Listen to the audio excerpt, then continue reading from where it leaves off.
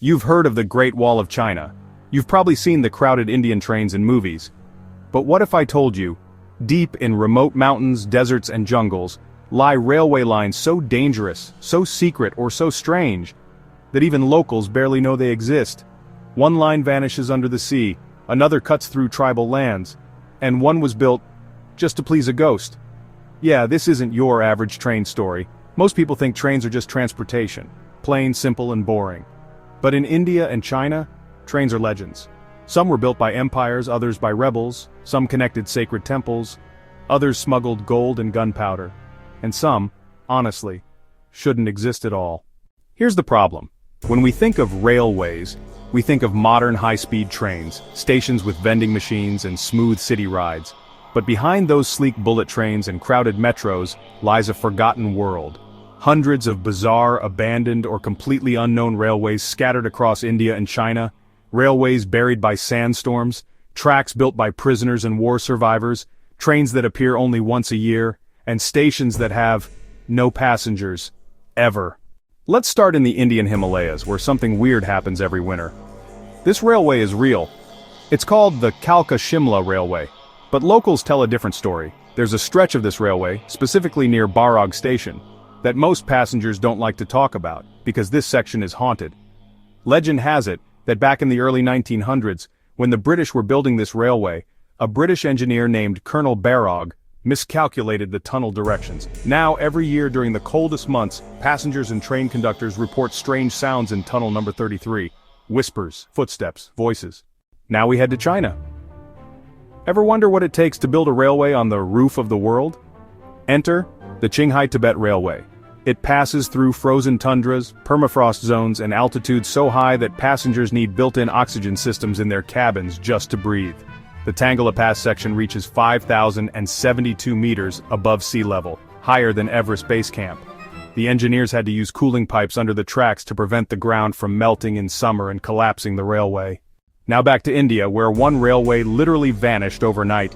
Off the southeast coast of Tamil Nadu lies Dhanushkodi, a ghost town on the edge of India. But everything changed in 1964. On the night of December 22nd, the train left Pamban station with over 100 passengers. It never reached Dhanushkodi. A cyclone hit the coast with winds of 280 kilometers per h. A massive tidal wave struck the train bridge, washed away the tracks, and submerged the train with all its passengers. The tracks were never rebuilt. The railway station still stands in ruins, rusted and covered in salt and sand. This one sounds made up, but it's real. In the late 1950s, China started building two nearly identical railways between Beijing and Baotou. The second line was top secret, a military railway designed to be used only in case of war or nuclear attack. Over the decades, this railway became known as the Ghost Line.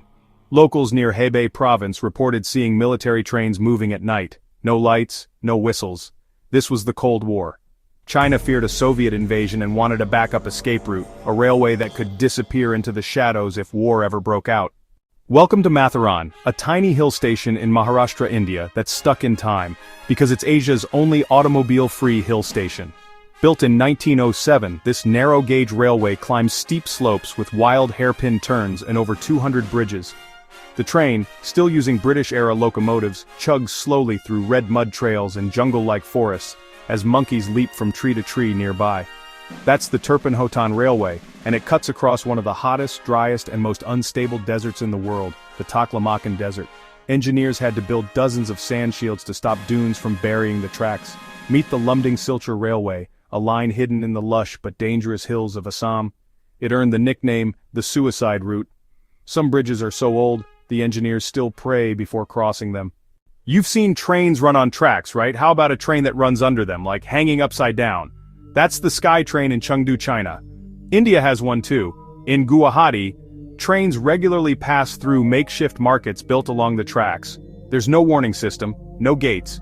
Just the sound of a horn before a massive diesel train rumbles through. Welcome to the Chenab Bridge in Jammu and Kashmir, India. It stands 359 meters above the Chenab River, making it the highest railway bridge on Earth. There's a railway in Kerala, India, that literally vanishes into the water during monsoon season.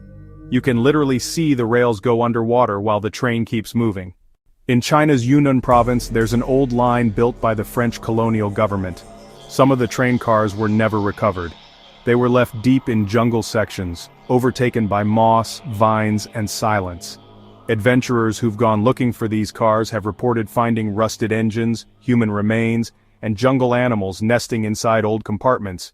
This is the Palace on Wheels, India's most luxurious train, modeled after the royal coaches of the Maharajas. But here's what nobody tells you: it's almost always empty. You can stand at a dusty platform in Rajasthan and watch it glide by, golden and glowing, with no one inside. So what does all this mean? Why do these hidden, strange, or forgotten railways matter? Because they're not just about steel and wood. They're stories of power, survival, tragedy, and ambition. Some of these tracks were built with blood and sweat. Some were tools for war. Some carry ghosts of the past, literally and politically. And the next time you hear a train whistle, maybe it's not just a train, maybe it's a secret. If you enjoy our journey, please like and subscribe to our channel, and if you like our content and want to support me, you're welcome to buy me a coffee. The link is in the description box below.